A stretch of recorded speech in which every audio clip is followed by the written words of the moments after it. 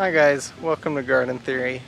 I'm here at Crystal Bridges today to walk around the space here and to talk about the element of space and how we can use it in landscape design. So we're going to go around and I'll talk about a couple places that I found pretty good use of space and how you can use different amounts of space in your landscape design to help promote different feelings as you walk through your landscape design. So I decided to do a voiceover of our space video over top of the footage I took at Crystal Bridges, mainly because there's a lot of people walking around and I'm still not super comfortable recording videos in public, so hopefully you don't mind the voiceover. But we're going to be talking about space today, and so space is really what we're designing when we're designing our landscapes. We're dividing up how we want our space to be used. And so it's kind of the area between all the objects in our design, and it's kind of what all the elements we've talked about up to this point kind of come together for the creation of space and what we experience as we go through our landscape or garden spaces. And so space can be small, intimate, even romantic, and it can also be large, spacious, and somewhat grand. And there's space in between these two opposites. So space, you might have heard this phrase before. It's used in various amount of designing, from landscape to interior and stuff like that. But space needs to be designed for its intended purpose. So form follows function. And so we need to understand human space and our own comfort factors as human beings. And so you might have heard before, like, your own personal bubble, stay out of my bubble.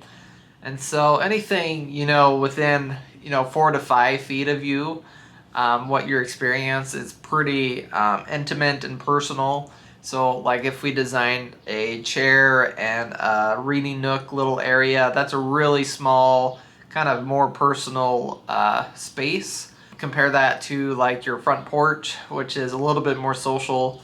It's still kind of private because you can sit out there, enjoy your garden space, but you can still have that social interaction part of it.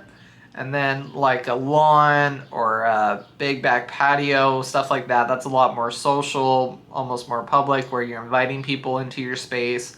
And so that's kind of all the different dynamics of space. I'll talk about a couple examples through some of the footage. Like a pathway with lots of shrubs and trees covering the top of your vertical space that makes it very enclosed against an open lawn or like a patio I said that's a very open and expansive space.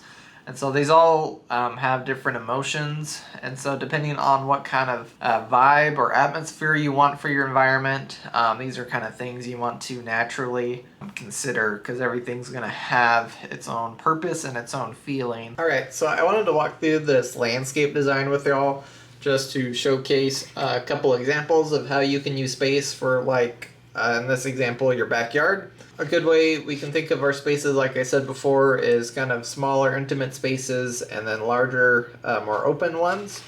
And so, for example, kind of just broad strokes of space, the lawn's going to be a lot more encompassing than this small sidewalk over here with the trees and shrubs. But some examples of how we're using space to create these atmospheres, if you will. Like the redbud on the corner of this property where it's overarching that corner of the sidewalk. That's going to help to make that sidewalk feel a lot more private and intimate as you're walking through from a public space of your driveway into your kind of side yard here. And so that's one way we're trying to block that off, as well as with these shrubs and ground covers along it. This all helps to make that entrance feel a lot more secluded, as well as somewhat hidden. And then in the back here we have the reading nook with the arbor, as well as the fruit trees and shrubs, all designed to help make this feel more of a private place. Whereas in the back patio we have more space open to us because we have seating area, we want our grill, we have a water feature. A lot more dynamics is going on here to help make this more of a social place where you'll bring family and friends back here to eat dinner and enjoy the sound from the water. And so all of these things are going into how we're utilizing our space effectively. And then back here on this part of the lawn portion is kind of designed as a separate space of the lawn, even though it's connected. The idea was to have a play set or a trampoline in the middle of this.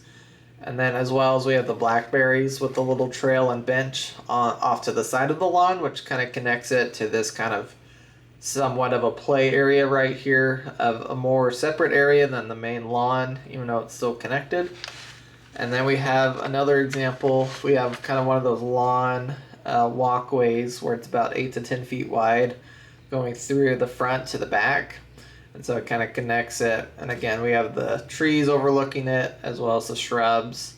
And so this is just all different ideas you can use to create different atmospheres or experiences. And then of course the front is probably our most public space with the front sidewalk right here, the lines, and then the front patio, which is still an area we can relax, enjoy our flower beds and our landscaping, but is still open to the public. So hopefully this little walkthrough of this landscape design I did while I was at BYU Idaho kind of helps illustrate some of these points. We're just kind of sticking to general basics for now, but if you have any specific questions for your own landscape, just feel free to comment them down and I can do a full video covering them.